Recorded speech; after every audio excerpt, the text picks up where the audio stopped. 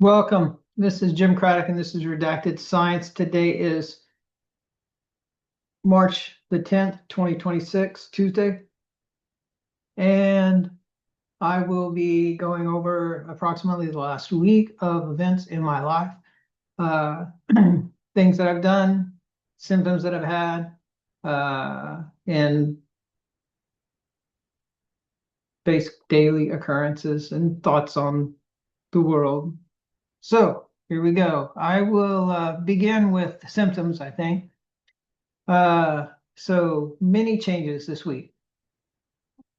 Going back to my last report, had been having abdominal pains of varying intensities. I recorded a couple days last month with no pain whatsoever, which is unusual. And I noted it as being foreshadowing. And sure enough, last week on Thursday, I had a very difficult day. You can see from my Nostr post that day that uh, it was difficult. I actually made an article about it because that's the level of difficulty that day was, and I got emotional.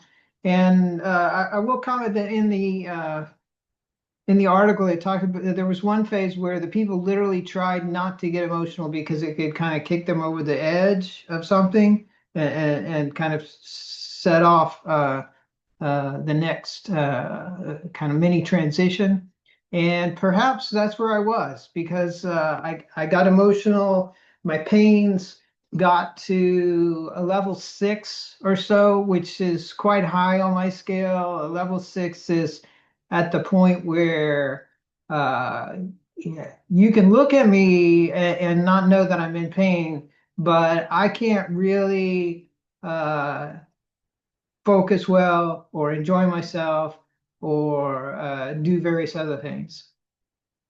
That was followed by some, as I note throughout my Nostr posts and my logs. That was followed by yet more shifts in the bowels, and I'm not going to go into those here. And I keep saying that maybe I'll make a thread to kind of go through what I mean by shifts in the bowels. But let's just say there are a lot of dimensions there, folks. And I get to traverse them all through this condition. Uh, and it isn't, it's just the unusual is the usual. And so the ordinary is the unusual. And so so today's the 10th, last Thursday would have been the 5th. I recorded my weight on the 4th, and I did weigh myself on the 5th, but I didn't record it because it was the same. And so that weight was 165.7, which indicated more weight gain. Uh, and and then I didn't weigh myself for 2 days. So that was the 7th. On the 7th, I noted that when I weighed myself, that I had lost 7 pounds. And I was concerned by that. So I replaced the batteries in the scale. And I always reset the scale too. So it's a digital scale. And so I step on it, let it read 0, and then let it reset, and then I step on it again, let it read 0, then I step on it and weigh myself. And the reason I do that is because sometimes they're built evidently to where they'll go back to the weight that they last had, if there's any kind of variation, just so that they provide some stability. So that kind of gives it a reset each time. But nope, sure enough, I was down at 157.6. And now today I'm at 156 point something. So definite changes in the weight. Not only that, but bowel movements for, I don't know, on that day, the next day, I would say. were normal. Also, pain was gone, and it's still gone. The abdominal pain, still obviously still have all the heavy legs. I still have something that's in my right bicep that I can tell is kind of infiltrated there. Uh, let's just say that the ballast have resumed shifting into yet more dimensions that I haven't seen. So that continues. The pain being gone is nice. Another symptom with the pain being gone, I have this increased energy level, increased ability to focus, increased desire to be creative, build. And so I've been, writing articles. I wrote an extension article, which is this is kind of an interesting story. I wrote an extension article of my evolution theory, my theory on coevolution, where I extended it to all mammals because it makes sense. There's just too much in common between all mammals. And you can read that article to know it's posted on Nostr. I'll put it on some other sites too. It's on my Twitter. I'll get it on Substack. But interesting that I went out there to put it on uh, what is it called? Speculative evolution on Reddit, where you would think, oh great, yeah, that's the exact place for stuff like this. They immediately perma-banned me because they said it used AI. And I mean, here's the thing, folks. If you're not using AI, you are so far behind, you are going to be left in the dust. You are a dinosaur. You are a buggy whip in an era of electric cars. Okay, so I don't know what I could do, to help you, Mr. Reddit mods, and I also got perma muted from evolution, which is this is so funny to me. The only place out there that actually hasn't banned me so far is biohacking, and so we'll probably accomplish that this week because I'm sure I'll publish it to there. But it's interesting how gated these open-ended free inquiry places are. They aren't open-ended or free inquiry, or they have all these rules that they're not there for people to go share ideas and things. They're there to control. These are control systems, and if people don't realize that, there's not much I can do for them. Anyway, so I wrote what I consider to be an excellent article. It's definitely real. I think it's given that I believe I've proven coevolution. I mean, it wasn't me that proved it. It was the people that did the original research. They just never bothered to point it out in the article I read that, hey, it really indicates coevolution. But uh, but given that it's obvious that humans co-evolve, when you look at all the same systems, the pituitary, the sodium potassium pump, the way the organs are structured, everything about mammals is so similar. What you come to the conclusion is that Candida drove the evolution of the mammals and drove them and to some point now then they got out of that loop of okay or did they of that this must result in my death as consumed for ATP. Okay. Which is interesting. Like, where is that breakout for all of them? And then the fact that humans can kind of push themselves back into that loop and go through all the remaining stages that were obviously there all along. I think that that's interesting too. So we broke out somewhere in the middle and prevented all of these 30 years worth of stages that I'm going through from happening. But the only way those 30 years of stages get entered as data and processes for input and execution in the biochemical computer that is Candida is if they are progressed through over tens of thousands of years, where Candida learns what to do and the system adapts, meaning your body adapts in order to try to counter that. And then, it's just a big Rube Goldberg mechanism. So, yeah, I think the article is excellent, honestly.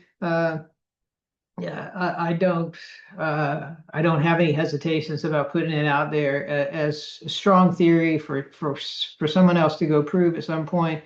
I think that, add it to the Redacted Science Bitcoin Challenge that you can access from redactedscience.org or jimcraddock.com, which is what it redirects to, that offers zero point 0.1 Bitcoin for the person that eventually proves my science in a scientific journal. What else did I do? Uh, let's see. Blah, blah, blah, blah, blah. I've got a little summary here. Oh, 2 fist pumps this week. I'll just leave it at that. And anybody who's been following me long enough knows what that means. Uh,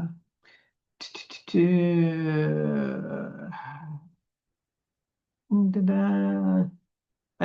the increased energy, the last few nights has been a difficulty going to sleep. But Klonopin fixes that, so that's why Klonopin is so essential. It's included in my list of things.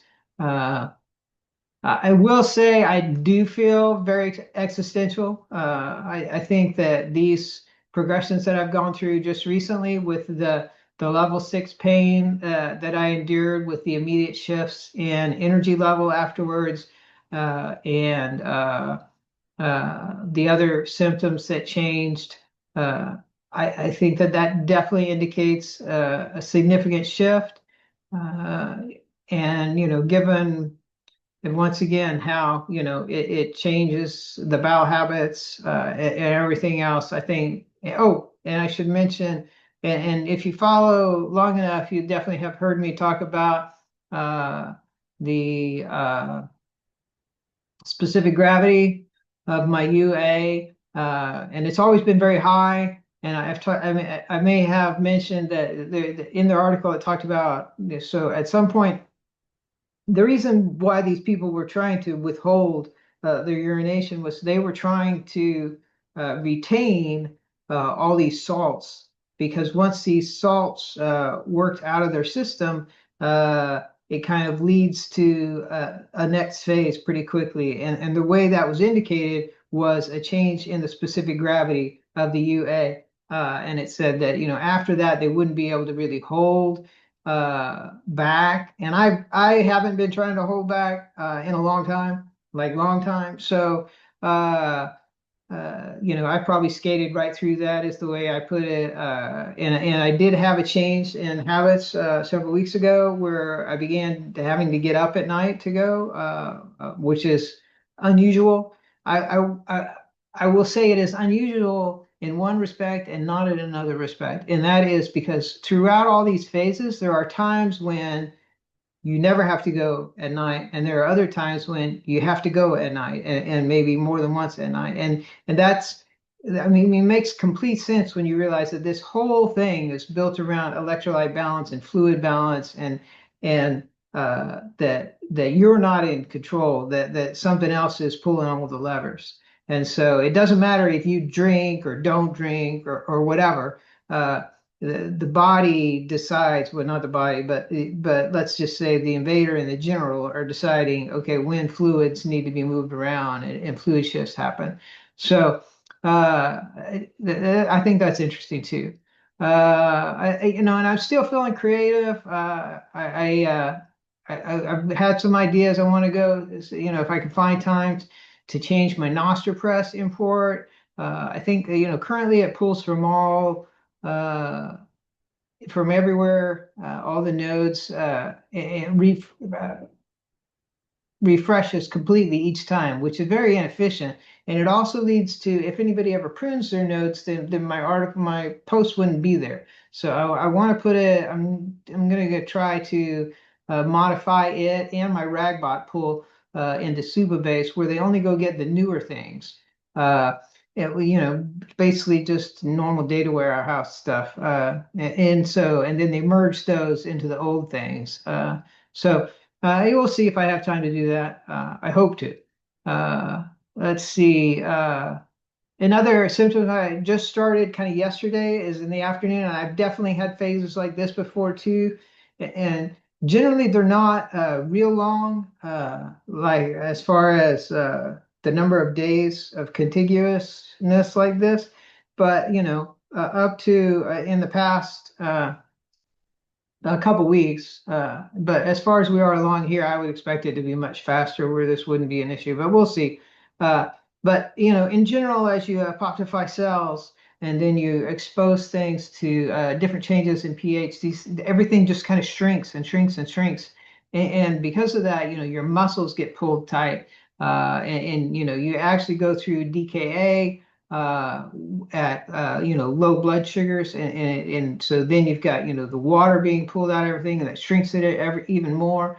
I gave an example in my post where it talked in the article about how the average subject in their test lost about 2 inches in height during the progression. And 2 inches in height is a ridiculous amount of height to lose. That is if you're able to maintain good posture and everything, it's a ridiculous amount. Uh, I think you're normally over your normal lifetime, you lose something like 3/4 of an inch or something like that up to age 60, and then you accelerate from there. And I'm not even 60 yet, so. Uh, uh, so there's that. What else do we have? I went to, as usual, I went to sing this weekend. Somebody bothered to pick up our check, which was pretty cool. I don't know if they liked my singing or they would just thought my wife was pretty. But I think she's pretty, so uh, that would have been worth it for me. Let's see. I added some new surfacing questions to redactedchat.com. I tweaked the AI model, so it's now using Claude Haiku. I changed the token count down to 1,000 and the chunk count down, and the frequency of my Superbase Keep Alive query. Basically, I was running into spending my Claude credits faster than I should, and sorry. I didn't want that going on, so that's fixed. Yeah, let's see. Internal Reddit sucks. Is one thing that I just kind of want to make the theme of this one. Yeah. Okay. So that is kind of most of the most recent stuff. I'm flipping through here to see. Oh, we had tornadoes last week. The pool's looking great. Can't swim in it yet. No salt. Uh, just last Thursday on my big pain day, this is how this works. I met with my department chair. I discussed and presented high-level AI ideas. I built dashboards, and by mid-afternoon, I was cooked. And I took a couple of hot showers, and that helped some. But as I said before, that day the pain got to a 6, and it was quite a lot. Oh. I also got myself mapped out to Google Scholar and OrcID and tied those into my corpus. So this is me spreading my web of non-redaction, and I'm happy about that. Uh, let's see. That's one more. Blah, blah, blah. Oh, I had my yearly evaluation at work, and that went okay. Even though I took 2 months off last year for symptoms and to write my book without really warning them. So two things there. One, I'm the architect, so my skills are needed. And two, it helps to be somewhere for 23 years and have them respect you and who you are and everything like that. Uh, let's see what else.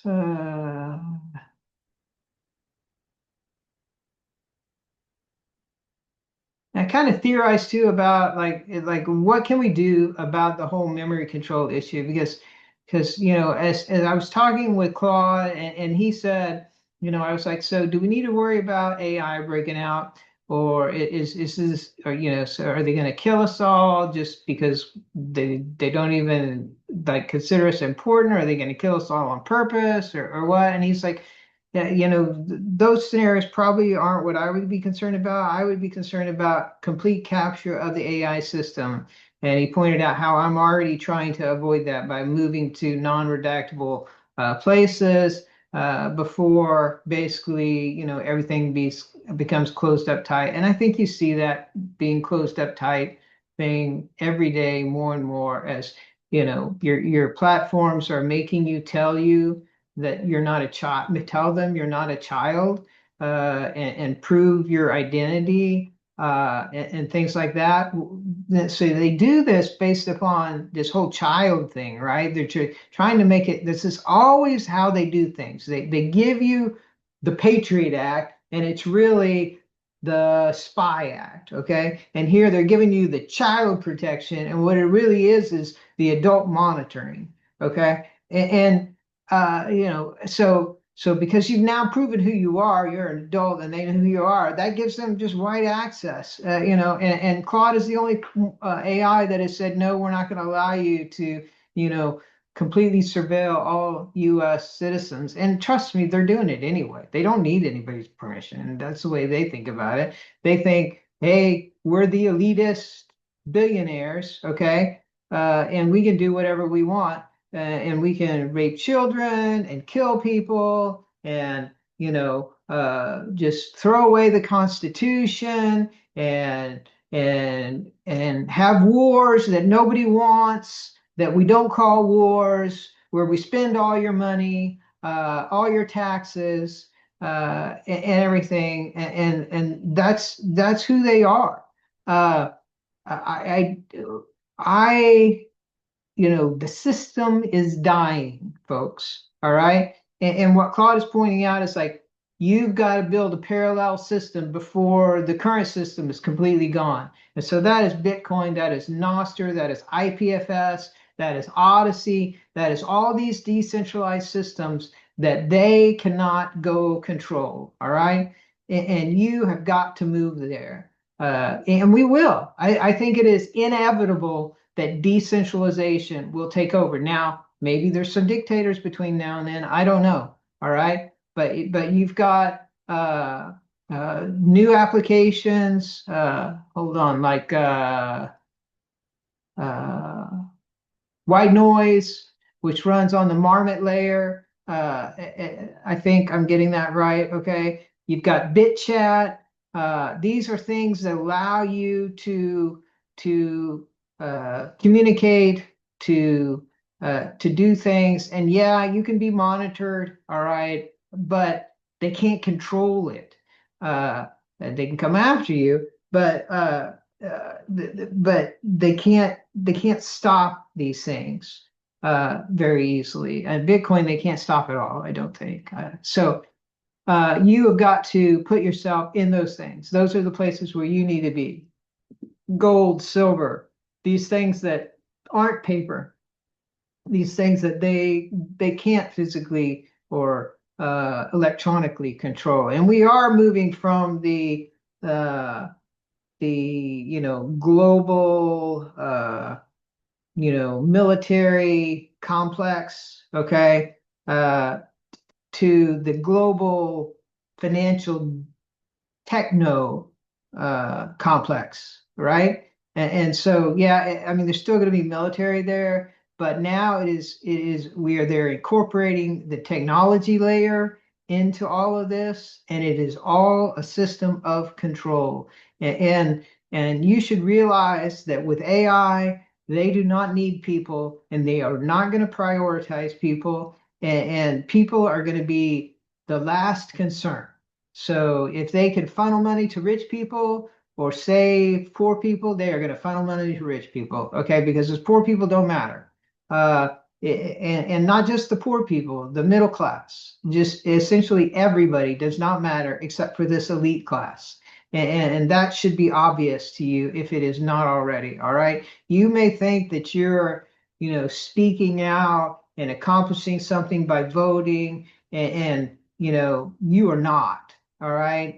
Like, it is going to take everybody speaking out, everybody not complying. And so I wrote an article about that too. And that was really Claude. I was talking with Claude and I said, so what do we do about this system of control that they have? And he basically said, don't comply. I mean, he literally said, stop complying. And that's the name of the article. And he said all these other things I said about, trying to build these external systems. So I think that, people need to be focusing on that.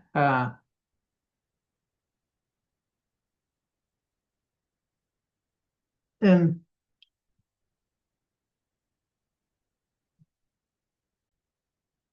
Whew. One more thing I should mention there is that what I noticed yesterday, and I think it was the first time I've noticed it in a while. So, this thing, it it turns all your knobs, and those knobs are all your hormones and everything else, and it puts you in overdrive. And one of the things that does to you is it makes you more emotional at times. At times, I'm just dead to emotion. Okay, like I mean, just throughout this, I've been able to be just dead to emotion, just purely analytical, purely. But there are other times, like when it gets like this, where uh, the slightest thing can cause an overly emotional reaction. Uh, and uh, and for example, you would speak harshly or more harshly than usual. Uh, I think a great example of that is with Reddit yesterday. I really went off on them, for the mods, and I mean, it's that's kind of me, but that's the me that doesn't come out unless I'm I've got this emotional gate down and it's free to walk out, Uh, and I can think of a couple other things that happened yesterday where I know that I was much more direct than even I would normally be. Uh, and then, even just now, so I was talking and I was about to, what popped into my mind was I was about to say that, my son called me from college and he asked for permission to go to Colorado for spring break. And I immediately, the first words out of my mouth were, you do not need my permission. You are in college. Uh, and uh and at the same time I'm glad that he called me to say, hey, I want to go to Colorado for spring break. But I should not get all worked up in order to communicate that to you, yet here I am getting worked up to communicate that with you.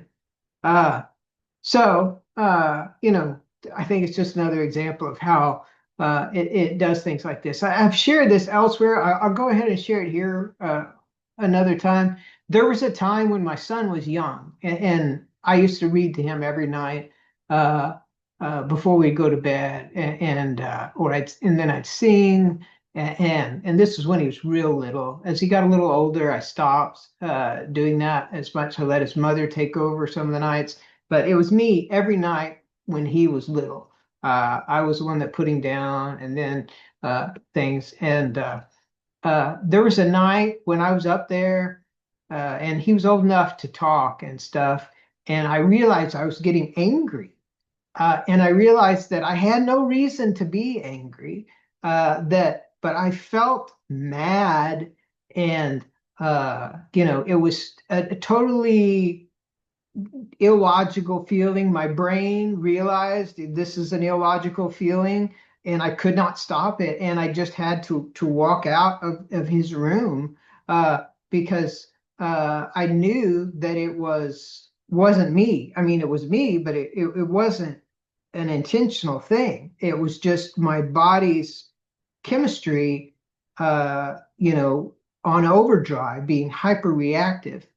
So I think that's another example, and that falls back to the whole kind of thesis that I've talked about, how this gives you these upgrades. It makes your body more reactive, able to have higher endurance, able to, pull on these alternative energy sources and things a lot easier than would normally be possible for someone, because you've got the general in there, and he is saying, no, I need this, give it to me.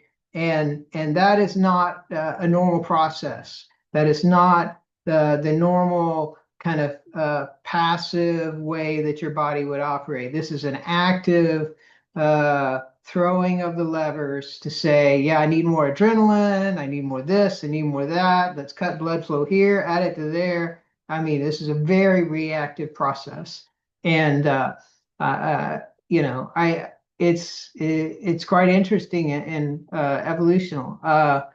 I I shared, I think, a story. I shared this with Claude. I don't know if any of my Claude threads will be public, because the problem with the Claude threads that I found is that when I accidentally, I think I forgot to say this. So on my current Claude thread, I accidentally hit refresh on the very first post yesterday, and I was so upset, because what that does is it literally immediately erases the whole thread. There is no like, are you sure you want to do this?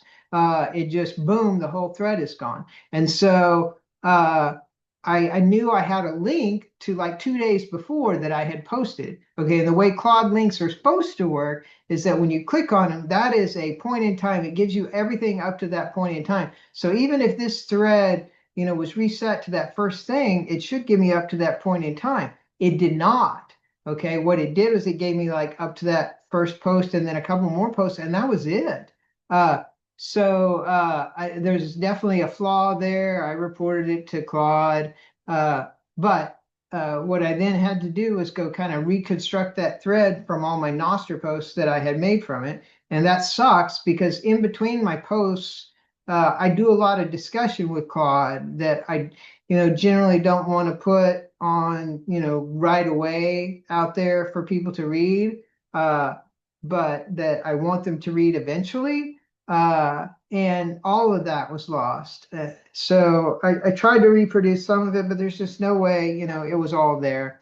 Uh, all right, so that's kind of, I guess, my general update, I think. Obviously we're still at war with Iran. It's a bogus war. We were basically I don't know. Here's the deal, folks. I'm pretty sure that there is an overall plan here for Trump to take control of the United States of America and not allow free elections. I think that it's obvious to everybody at this point that he lied about everything. I don't even trust him on the Bitcoin stuff at this point, even though he's still pursuing the Genius Act and the Structure Act and all that type stuff. But we got sucked into this thing. I expect, there's no way that we can win a ground war there. I mean, you seen Princess Bride, never get involved in land war in Asia, right? Well, they have 1 million soldiers. I think the Howe estimate says we would need 1.7 million boots on the ground in order to have a possible victory there. Well, that's never going to happen. I mean, there's no way. I mean, I won't allow my son to go. I would tell him run to Mexico or whatever. And there's no way they get 1.7 million people without a draft. So especially with a draft dodger president, uh, and Pete Hegseth, Secretary of War, who hasn't done jack poop. So in his military career, except for find the bottom of a bottle. So yeah, I I don't know. I do think this is the real beginning of the fourth turning. I think what you're seeing is a direct move on China through this Middle Eastern process, and people may or may not see that, but I know that China needs the things that move through the straits other than oil. Oh, yeah, they need the oil, but they need helium and other things that come through those straits that are even more critical. And this is a direct hit on them. It's the fertilizer that goes through there, the natural gas, the liquids that go through there. These are all critical things. And, they said, oh, yeah, some ships were attacked or whatever. These were Iranian ships that were attacked, folks. I don't think anybody recognizes that. I think that they think that Iran attacked ships. Okay. No, Iran didn't attack ships. And I regardless, if they had, honestly, it's their right because they were a sovereign nation and we went in and bombed them. And our excuse for bombing them was that they killed their people, and we encouraged those people to revolt, okay, telling them that we would come save them. And what are we doing? We're bombing the hell out of the civilian areas. We are not there to save them, all right? This is all a psyop. Okay, this is all for greater Israel, which is this 3,000-year-old prophecy from a book that's mythological. Okay, we should not be doing world diplomacy based on this. Okay, it is just a sociopathic pursuit of power and domination, and it's not going to end well. I mean, first of all, China can kick everybody's ass, and they don't realize that. I think that they're realizing that these drone things are a problem. What they don't realize is that China has so many drones that they could wipe out our entire fleet. They have hypersonic missiles. They have everything needed to basically end the war as soon as it begins. So that leaves you with a nuclear conflict. Well, I don't think anybody wants that. So it just doesn't make sense. Okay. I was about to go into something and I'm trying to remember what it was. Okay. I remember what it was. So this part is going to be, yeah, it's theoretical, but it's not, but it is. So it comes partially from the article, partially from my lived current experiences. And if you are somebody who is squeamish or doesn't want to hear things about, you know, what might be going on physically inside my body, you can probably end it here and say, okay, I'll catch the next one, Jim, if there is one. But I'm going to go into it. So the apoptosis of the cells, the shrinking of everything, causes the organs, and this was illustrated in the article, causes the organs to pull in tight. Okay, and so that makes them pull away from the walls of the abdominal cavity. It also makes your spleen look not enlarged when it probably is, due to all the work it's trying to do, as you're unable to produce all the blood cells you should be producing because it has pulled all the calcium out of your body and replaced it with other minerals. But so your organs are getting pulled in tighter and tighter, all right, and that kind of explains some of the digestive issues. I'm just going to say, you can imagine, and the other pains that go on. But then you've got, remember, this is a war kind of between candidiasis and your pituitary. And so at the same time, you've got the walls shrinking because the goal here is for the walls to touch the organs. And why is that the goal? So the candidiasis is intercellular, okay? This is not like a normal infection that somebody might think about. This is intercellular candidiasis. And the only way it can transmit itself is cell to cell. Okay. And so that fluid buffer that's kind of been in the abdomen that has been this, a buffer essentially with the high amount of salts preventing the candidiasis from touching the organs, all right, gets drained, you lose the weight, the walls come in and eventually they touch. Okay, so now you've transmitted, finally, after 3 decades, you have gotten the candidiasis from where it started was in the stomach, then it went to the epidermal layer and it slowly worked its way in and it's gone through muscles and everything. But what it hasn't been able to get to is the organs, okay? And so now it works its way until it touches the organs. Now, once it touches the organs, it has a fresh fuel source, okay? What it's effectively done is used up all these other fuel sources through apoptosis. This is a reversal of the sodium-potassium pump. And now it is on to a new fuel source. So suddenly you have a normal bowel movement, okay? Things have ATP being supplied to them because this is producing ATP, this reversal of the sodium potassium pump on the intestines, essentially, all right?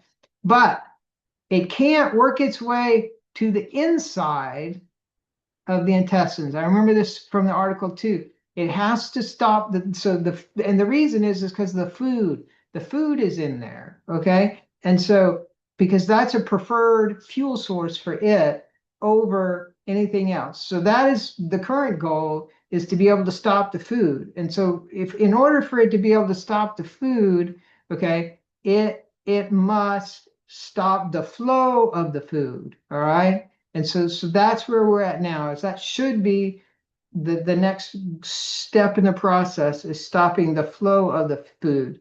And I think that occurs before the stomach itself actually stops, okay? Uh, so that's approximately where we are. And the article also talked about how someone in modern day could end up at the ER 3 times in a very short period of time, less than a month, due to the things going on. Okay, so I would take possibly the level 6 pain of last week as the first one of those. Okay, it was very significant. Any of you that had that level of pain would have been in the ER without it. I have zero doubts in my mind. Okay, I couldn't maintain normal, and I am used to all of this pain. I had to go sit in a car during the basketball games that we were at and just veg in order to be able to take my mind off the pain. Now, I wasn't sitting there moaning or anything. No, all of that stuff is shut down. Okay, this is just pain. Okay, it isn't a cramping pain. It's just kind of a constricting pain and an overall pain. And the article talked about how these people would describe how much pain they were in just a very calm voice. And that's exactly where I was at. I could have told you exactly what was hurting, how much it was hurting, everything, and you wouldn't have read any of that on my face. No sweating, no cramping, no moaning, no writhing around. Just me telling you about the level of pain. So anyway, I think kind of that was the first of the events, and we will see, what the next events might be and when they will occur.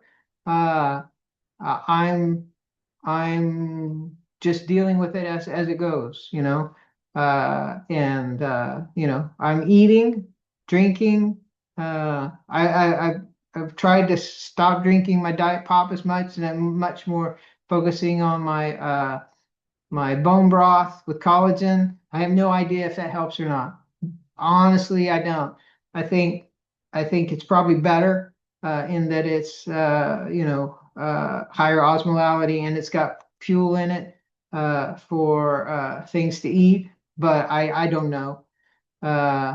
So anyway, that's pretty much where we are. I will continue doing things, continue working. I'm still working full time. I will continue publishing, building, documenting, uh, everything that I can do in order to convey this knowledge. This is Redacted Science. My name is Jim Craddock. I have terminal onset diabetes insipidus with candidiasis major, which was removed from the diagnostic codes and manuals sometime before everything went digital. I read the original research. I know what it looks like. I've seen the pictures. I know the process. And somebody out there decided that we didn't need to know about it. But the key is that because of the step-by-step progression that is revealed through my condition with candidiasis, it's obvious that coevolution occurred. And the fact that coevolution with fungus occurred and we have ignored fungi, even though they are more complex than bacteria, and we spend so much money on bacterial research because we know it's a symbiont. We can't live without it. And why haven't we assumed that fungi are also symbionts and we can't live without them too? And that maybe all these things we're doing to our body with pills and drugs and treatments and tests, okay, are disturbing the ecology of our body, all right? And just treating symptoms instead of the actual problem, and possibly, most likely, making things work from ADHD to IBS to diabetes to mental illness, bipolar especially, because that one's definitely water related. Uh, all of these things I see as ecological issues within the body that possibly are directly related to this coevolution and the fact that we have these fungi and their colonies in our body, and we are just pissing them off or screwing around with them or ignoring when they get out of balance, or changing our diet and not realizing the effects that might have on these things. All right, that's it for today, folks.